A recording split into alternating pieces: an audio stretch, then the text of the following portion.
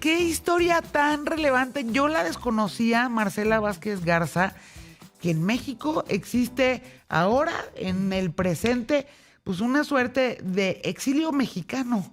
Algo parecido a un exilio mexicano al interior de nuestro propio país y de nuestra propia ciudad. Abro hilo, cuéntamelo todo, por favor. Claro, sí, pienso que sí es bastante desconocido porque muchas veces perdemos la pista de lo que sucede con los migrantes una vez, o bueno, deportados una vez que llegan a México. También quisiera iniciar la reflexión diciendo que muchas veces nos oponemos, y con justa razón, críticamente, a la política de deportación masiva y sobre todo a este sentimiento muy importante antiinmigrante, particularmente del gobierno de Donald Trump, pero también es una política que ya tiene varios gobiernos, ¿no? de haber sido implementada. Pero nos desinteresamos por el tema justamente cuando ya implica seguir la línea de la cadena hasta llegar al extremo que ya nos corresponde.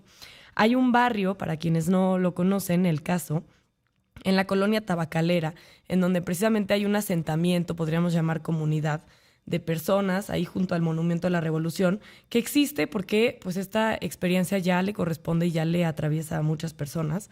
Lo llaman Little LA, o en Little español, LA. El Pequeño Los Ángeles, se podría traducir así. Y bueno, precisamente ¿no? Ahí comentaba alguna historia, pero son un montón de testimonios que han recopilado a través de entrevistas. Pero Dani Niestra, pues es un niño, no llega a México a los 6 años, se va, pasa 2 décadas de su vida en Estados Unidos, pues allá crece, ¿no? Se desarrolla. Papás, todo. Incluso tenía un tatuaje, por ejemplo, del Ángel de la Independencia, tenía tatuada también la leyenda Made in Mexico o Hecho en México. Y una vez que es deportado se da cuenta, pues que ¿no? Hasta cierto punto su identidad como mexicano estaba construida a partir de la diferenciación de lo que no era, ¿no? Si no es del todo un estadounidense cuando llega a Estados Unidos, entonces adopta en su totalidad esta, ¿no? etiqueta de mexicano como parte de su identidad, y una vez que llega a México se da cuenta que tampoco es necesariamente mexicano, por lo menos del todo, ¿no? Y que por lo menos para los mexicanos, muchos de ellos en los mercados le cobraban de más, le llaman güero, gringo, pocho, no habla español correctamente. Entonces, él, tal como lo relata, dice que la bienvenida que recibió de su propio país fue la de alguien que llega al lugar equivocado, ¿no? También otra historia, ¿no? Iván Porras. Doblemente doloroso, ¿no? Porque Claro. por un lado ya no vives en el país en el que creciste, o sea, en Estados Unidos, pero tampoco eres del país en el que naciste, Exacto. ¿no? En donde no te reconoces ni te reconocen. Exactamente. Por eso se llama Ni de aquí ni de allá tu columna de hoy. Así se tituló. Y un poco, bueno, más bien viene también de la declaración que da este segundo testimonio de Iván Porras, porque él lo que comenta es: nací en México, pero he crecido la mayor parte de mi vida en Estados Unidos. Al ser deportado de vuelta, siento que no soy ni de aquí ni de allá. Y es pues de ahí de donde sale el título de la columna. Yo los invito a buscar ese reportaje del 28 de abril del 2026, en donde se recopilan tanto estos como otros testimonios, porque me parece que vale la pena leerlos completo. Pero quiero detenerme también en algunas palabras, y estas son deportados o repatriados. Porque el gobierno mexicano los llama repatriados, es el término oficial, el que aparece en las estadísticas de la Secretaría de Gobernación, y ya estamos hablando de 203,685 mexicanos retornados de Estados Unidos entre enero del 2025 y abril del 2026. O sea, es tampoco... una cifra tremenda, Una cifra tremenda. En un año. Exacto. En un lapso de un año. En un lapso de un año. Ahora, me parece interesante partir del análisis, ¿no? de estas categorías, tanto repatriados como deportados, porque llamarlos repatriados supone que existe una patria que los recibe, ¿no? Y deportados, me parece, dice por lo menos una verdad, ¿no? O aparentemente un intento mayor de aproximarse a la verdad, que es: fueron expulsados del lugar del que pertenecían, ¿no? Porque llegaron a otro que apenas reconocen, que no sé si podríamos llamar enteramente patria. Y aunque siempre quedó clara también la falta de políticas migratorias en este país, la omisión a mí en lo particular no me deja de sorprender, porque es como si se hubiera asumido que al cruzar la frontera norte el único vínculo que queda con México es el que a México le convenga. Y aquí también me parecería importante hacer un paréntesis, una aclaración, porque creo que este tipo de análisis se puede prestar a una lectura equivocada. Alguien puede escuchar esto y concluir que el problema es que estamos tratando mal a mexicanos, ¿no? O a otros connacionales.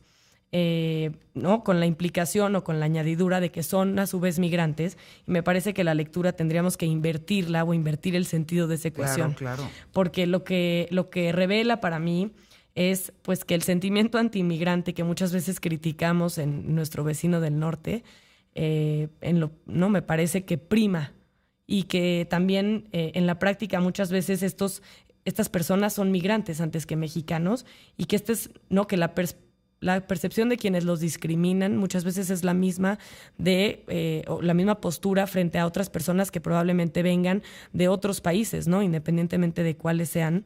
Y me parece también que esto nos revela este carácter muy xenófobo de la sociedad mexicana, ¿no? De que incluso cuando puede llegar a alcanzar a los propios, encontramos la manera de categorizar entre qué migrantes vale la pena atender con mayor importancia o con mayor rapidez, dependiendo del país del que hayan salido. Y me parece que eso nos habla, pues, eso, ¿no? De las muy pobres políticas en materia de migración que tenemos en nuestro país. También hay un concepto muy interesante. Que es muy curioso, perdón que te interrumpa, No, Marce, claro. pero me quedé pensando ahorita que México siempre ha sido un país como muy famoso por su política de brazos abiertos, Pues ¿no? claro. Y está el exilio español, y está el exilio argentino, está, digamos, hay grandes, importantes grupos migratorios en México, además que han llegado a lo largo del tiempo y que pues son felices, ¿no? Sí. Viviendo aquí y habiendo desarrollado sus vidas, sus profesiones, sus sueños, muchos de ellos en este país. Y qué paradójico, contradictorio y dolorosísimo resulta pensar que no puedas tener esa misma política de brazos abiertos para los tuyos, ¿no? Exactamente. Uy, de hecho también hay una cita que da el mismo Dani Iniestra, se las voy a compartir porque tiene que ver con esto que estás mencionando. Dice que algo que le dolía mucho es no entenderse como mexicano para el mexicano, o que él no fuera entendido como un mexicano para los propios mexicanos. Y dice, México es el país más amigable con los extranjeros, ¿por qué no lo puede ser con su propia gente, no? Conmigo, claro. Sí, y porque hay ciertas características que nos hacen menos mexicanos que otros mexicanos, ¿no? Ahora, también hay algo muy particular de esta generación, y es que la sociología de la migración, o la sociología migratoria, los llama la generación 1.5. Y es que son personas un poco que literalmente no son ni de aquí ni de allá, porque migraron de niños, se socializan enteramente en otro país. Para ellas la barrera pues es principalmente identitaria, porque se terminan constituyendo como personas migrantes o como personas que son mexicanos a partir de que no viven en México. Y si bien las trayectorias laborales de deportados y no deportados tienden a converger en el tiempo y a través de muchas generaciones, el estigma sí persiste mucho en la integración económica, ¿no?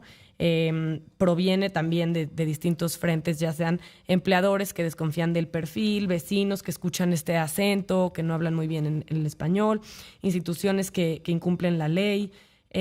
También habría que decir que el 87% de los deportados no recibe los puntos oficiales de repatriación de los servicios de la ley mexicana que debe garantizar.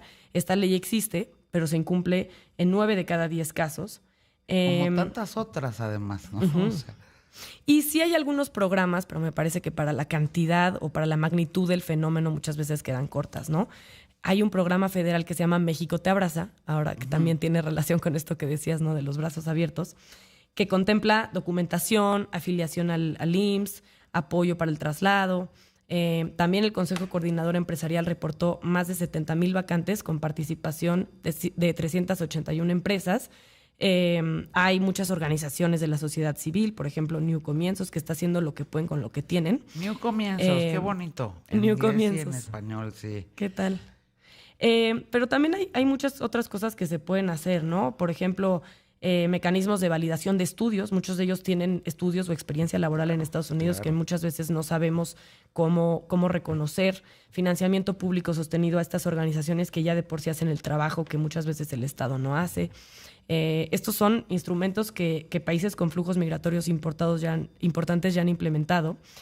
Pero también quisiera cerrar diciendo que la discriminación no solamente pues no es solamente el Estado quien mira hacia otro lado. También me parece que nosotros, La sociedad. ¿no? La ejerce la sociedad, la ejerce la misma gente.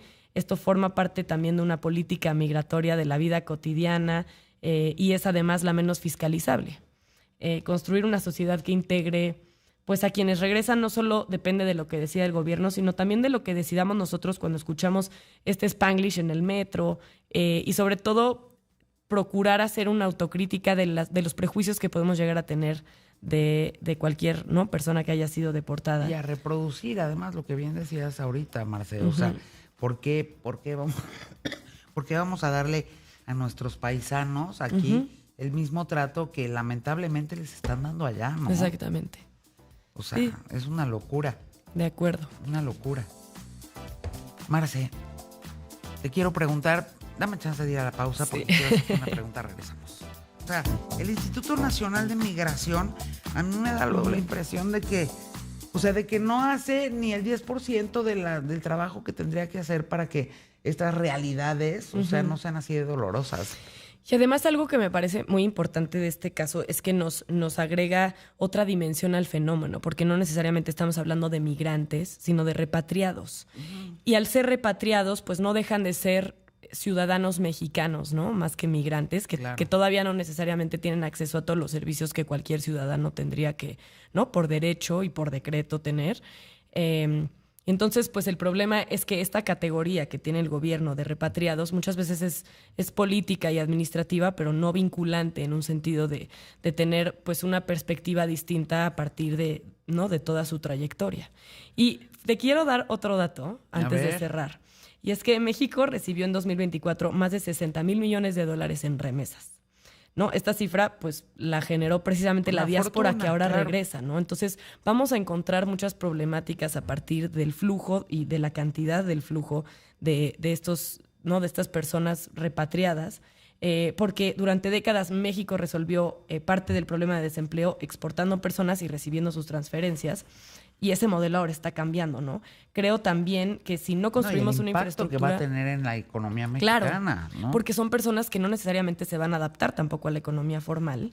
Y eso tiene otras problemáticas, porque si vemos que se comienza a aumentar la vulnerabilidad de estas personas, muchas veces pueden ser absorbidas por, pues como ya sabemos, ¿no?, muchas veces precariedad crónica, deterioro de la salud mental, muchas veces pueden llegar a ser generadores de violencia, exposición a estructuras informales que lo saben aprovechar. Y estamos hablando además de personas que podrían, ¿no?, son personas bilingües, personas con experiencia laboral, con habilidades que el mercado mexicano ya usa. Entonces, pues también estamos hablando de un sector de la población que puede ser benéfico para México. Claro. Si es que aprendemos a un poco atender sus necesidades. Y lo triste es, y repito esto que ya mencionaba, ¿no?, que la relación de México para con estas personas es muchas veces la que a México le convenga. Y me parece que solamente se planteaba en el sentido de que le convenía cuando no vivían en México, y que una vez que regresan no estamos sabiendo capitalizar todas estas oportunidades y todas estas necesidades a la vez que sí representan. De estas nuevas comunidades que sí representan. Claro. Oye, hay que estar en comunicación con ellos, fíjate. Yo no sabía de la existencia de esta, digamos, pues de este...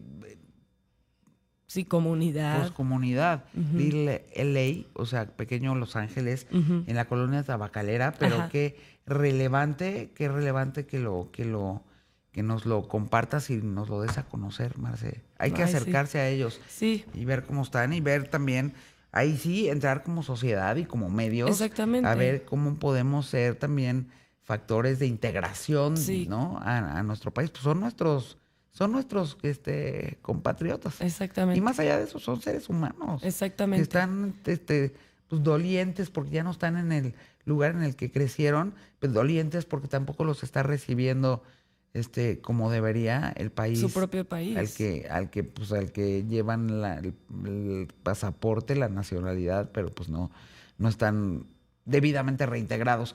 Así Marce, muchas gracias. Muchas gracias el próximo lunes. Nos vemos el próximo lunes.